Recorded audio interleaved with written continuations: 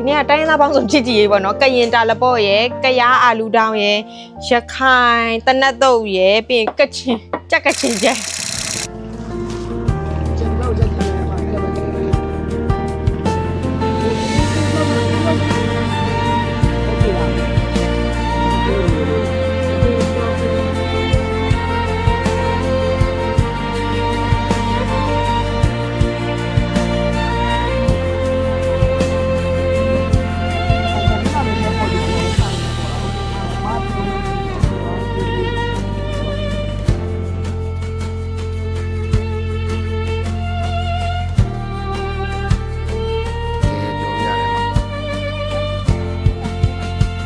ရပ်ပြီးနေတာတော့အမှန်တကယ်ပဲ က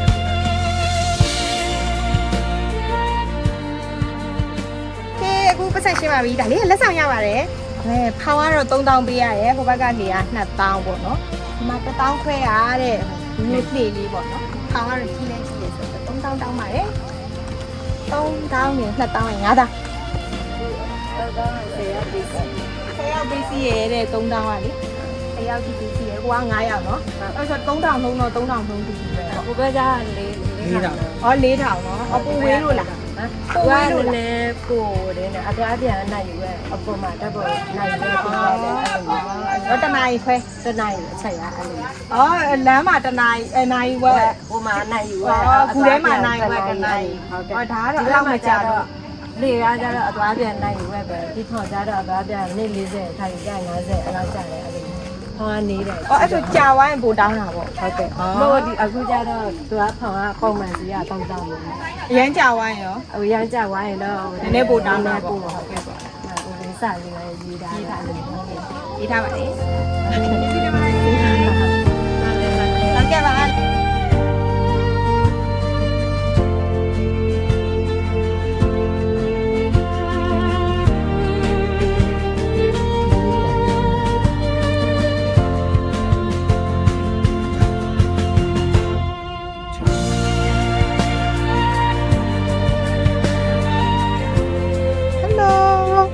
နေမတို့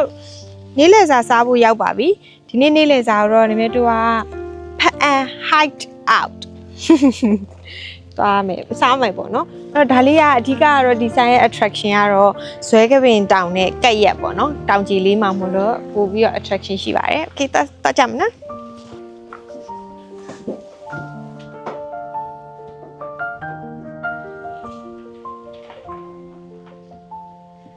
အခုနမတို့ကဒီပေါ်ဓာတ်လေးမှာပေါ့နော်ဒီဘက်မှာလဲခွင်းရှိတယ်ဒီဘက်မှာဇွဲကပင်တောင်ရှိပါတယ်ဒီနေ့နမတို့မှားထားတဲ့ဟင်းတွေကတော့ဒါကရင်တာလပေါ့သွားရင်အာလူထောင်းပြီးရခိုင်တနတ်တုတ်တဲ့ပြီးသွားရင်ဒါကတော့ကြက်ခက်ချင်းချက်ဒီနေ့ကတိုင်းသားပေါင်းစုံချစ်ကြည်ရေးပေါ့နော်ကရင်တာလပေါ့ရယ်ကရားအာလူတောင်းရယ်ရခိုင်တနတ်တုတ်ရယ်ပြီးကချင်ကြက်ကချင်ချက်ချစ်ကြည်အေးကဲမြက်တာလပေါ့ကရင်တာလပေါ့ပေါ့လေမြည်ကြည့်ကြမယ်နော်ကဲချစ်မယ်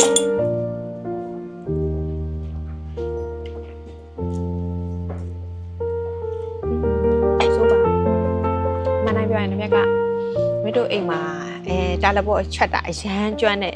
ကရင်အမကြီးတယောက်ရှိရပေါ့နော်သူ့လက်ရအောင်တော့အကြိုက်ဆုံးပါပဲဒါပေမဲ့ဒါလေးလည်းမဆိုးပါဘူးစားလို့ကောင်းပါတယ်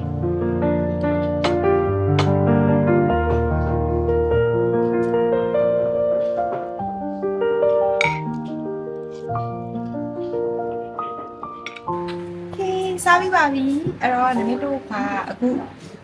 ဒီနားမှာဓာတ်ပုံလေးနည်းနည်းလေးရိုက်ပြီးသွားလို့ရှင်ပတ်တာအဲ့ဒီတော့ပါမယ်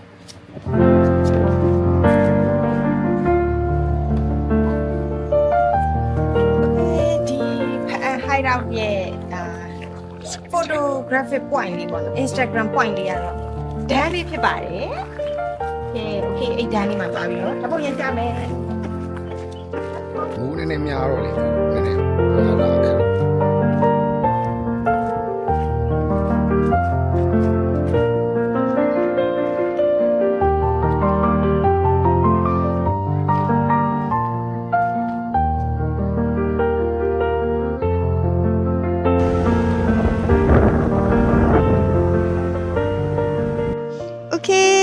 တို့ကအခုထွန်းပတိုင်ကိုရောက်ပါပြီဒီနေရာကတော့အဓိကတော့တက်လွတ်နေပြီပေါ့နော်ဒီမှာကကြောက်ကလတ်ဆရာတို့ကနေပြီးတော့ဦးစီးပြီးတော့ဖော်ဆောင်ထားပေးတယ်ဒီမှာ12လလုံးတက်လွတ်ထမင်းကိုစတုဒီတာကျွေးပါတယ်အဲ့တော့တာလပေါ်တို့ဘာလို့လဲရှိမှာပေါ့နော်အဲ့တော့ပြီးတော့ဒီမှာအဓိက attraction နေရာလေးကတော့2ခုရှိတယ်တရားအနီလေးနမတို့တောင်ဘေးကက်ရဲ့တောက်လျှောက်ကိုတရားအနီလေးလည်းလုပ်ပေးထားတယ်ပြီးတော့ဒီဘက်ဝါတရားလေးလည်းလုပ်ပေးတာအဲ့ဝါတရားလေးကတော့ဓာတ်ပုံအရိုက်များကြတာပေါ့နော်အဲ့ဒီနေရာကတော့အဲ့ attraction 2ခုကတော့အဓိကပါပဲအဲ့တော့နမတို့အခုအရင်ဆုံးဝါတရားလေးကိုသွားကြည့်ကြမယ်နော် let's go အခုကတော့နမတို့ဒီ attraction နေရာလေးကိုရောက်ပြီးရေလေးတွေကလေစိမ့်ပြပြလေးနဲ့ရမ်းလာတယ်ပြီးတော့နမတို့တွေအိမ်မှာဆိုရင်အကုန်လုံးကဦးစားပေးပုဂ္ဂိုလ်တွေပေါ့နော်ဒါပေမဲ့ဒီရောက်လို့ရှိရင်ဝါဒတာရောက်ရင်တော့ဘယ်သူဖြစ်ဖြစ်တန်းစီရပဲပေါ့ဓာတ်ပုံရိုက်ဖို့โอเคအဲ့တော့ဒီနားရေအိုင်လေးနဲ့တကယ်အရန်လှတယ်โอเคနမလည်းတန်းစီနေပါပြီဒီမှာညီမလေးတန်းစီနေရလားဟုတ်ပါဘူးရရနော်โอเคအဲ့ဆိုနမဒီနားမှာတန်းစီလိုက်မယ်ဓာတ်ပုံလှလေးရိုက်ပါမယ်ဒီမှာဝမ်းပိုက်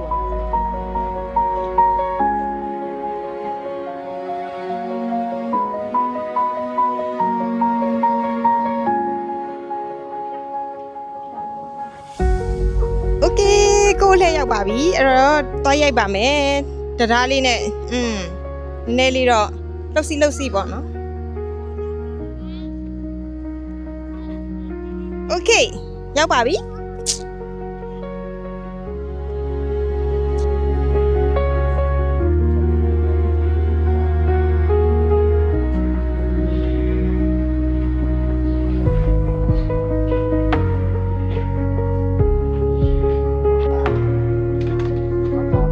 ငါးစားကျွေးမလို့ပေါင်မဝယ်တာကုန်သွားပြီတဲ့ရောင်းကောင်းနေတော့ဒီမှာတနခါလေးလိမ့်နေကြအဲ့ဘာဟုတ်တယ်လဲပတ်ဆက်စုလားတစ္ဆာတိုင်တရားတဲ့တစ္ဆာတိုင်တရား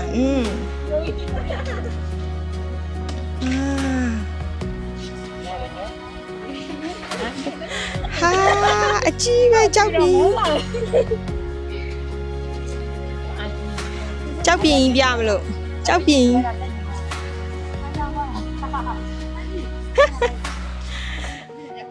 နဲနော်ကြောက်ပြင်မဟုတ်ကြီးပဲမမှန်ပြီတော့ဟဲ့လားဟိုမှာတနခါလေးလိမ့်နေကြကဲမတို့ငါးစာကျွေးခြင်းပဲငါးစာကုန်သွားပြီပေါ့နော်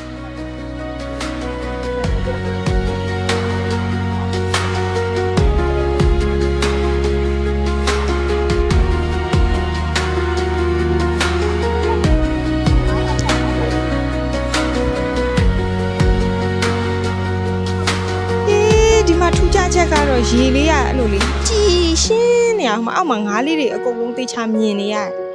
အဲ့လေးတစ်ခုကတော့ဒီထွန်းပတိုင်မှာထူးထူးခြားခြားလေးပေါ့နော်ငါးလေးလည်းအများကြီးပဲသူတို့ကိုလုံးလေးတွေကစသေချာမြင်နေရတယ်ကြည်ချက်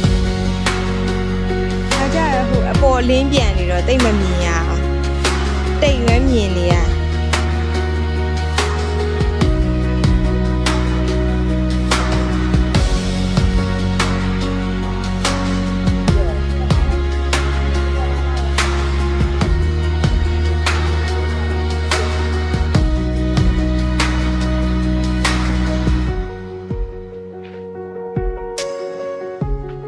ဒီမှာစတုဒီတာကျွေးရဲဆိုတော့နမတို့သွားပြီးတော့ဆက်စုကြမယ်ကားလာတယ်ဒီဥမေတ္တာစုအမျိုးမှာမင်းသုမတိုင်စတုဒီတာအလူကြောင့်ဒါကြိုက်တာလားမဲနေမှာပေါ့ဒီမှာဒီတော့လာမှာโอเคဒီမှာဒါတာလဘောဖြစ်မယ်ဒါအသီးစုံပဲကလာဟင်းငပိရယ်ငပိတောင်းရယ်တိုးစရာအမလေးရှယ်ပဲတက်လွတ်တွေကြီးပဲမှာအကုန်လုံးကတက်လွတ်ပေါ့နော်အဲ့တော့ကရင်ငပိထောင်းတို့ငပိရည်တို့ဆိုအရန်ကောင်းတဲ့ဟာတွေပေါ့နော်ဒီမှာတိုးစရာအစုံနဲ့စတုဒီတာကျွေးတာပါ12လရာဒီ9ရက်သားသမီးအားလုံးကိုလာသမျှကိုဒီမှာစတုဒီတာကျွေးပါတယ်ဒီမှာစတုဒီတာလှူလို့လည်းရတယ်ပေါ့နော်ဒါပေမဲ့လည်းလှူသွားမယ်အဲ့တော့ဒီကဟာအရန်လဲစားကောင်းနေပေါ့နော်ဒါသာသနာနယ်မြေဆိုတော့ဒီမှာအသားငါယူလာတာတော့ခွင့်မပြုပါဘူးဒီမှာတက်လွတ်စတုဒီတာကျွေးရပေါ့နော်ပြီးတော့ဒါပေမဲ့သိရတာဟိုတလောတော့ဆိုလို့ရှိရင်ねဗာလဲမုံဒီစားပြိုင်ပွဲလုပ်လိုက်တာပေါ့နော်မုံဒီစားပြိုင်ပွဲမှာဆိုလို့ရှိရင်ပထမရတဲ့လူကတပိတ်တာနဲ့40စားပြီးတော့ပထမရပါပါတယ်တဲ့ Okay အဲ့တော့လည်းတို့စတုဒီတာသွားလှူကြမယ် Okay စတုဒီတာအလှူပါ ဟုတ်ကဲ့ပါဘယ်မှာနေလဲသမီးက ရပြီပါရန်ကုန်ကပါပဲဟုတ်ကဲ့Okay ဆက်သွားကြမယ်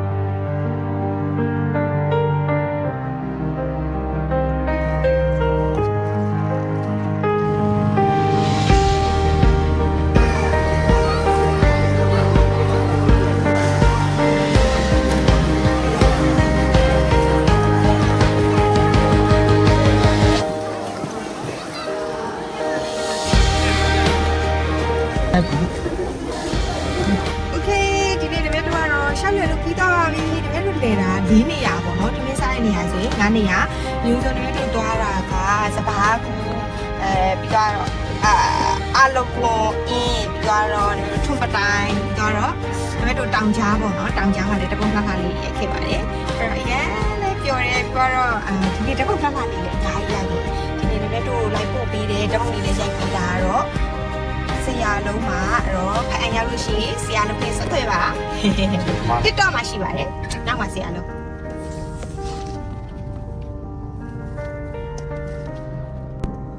Okay အဲ့တော့ဒီမဲ့တို့ဗီဒီယိုလေးကိုစုံထိကြည့်ပြီးလို့ကျေးဇူးများကြီးတင်ပါတယ်နောက်ခီးသွားတဲ့ဗီဒီယိုတွေမှာလည်းပြန်တွေ့ပါမယ်ဒီနေ့ channel လေးကိုလည်း like and subscribe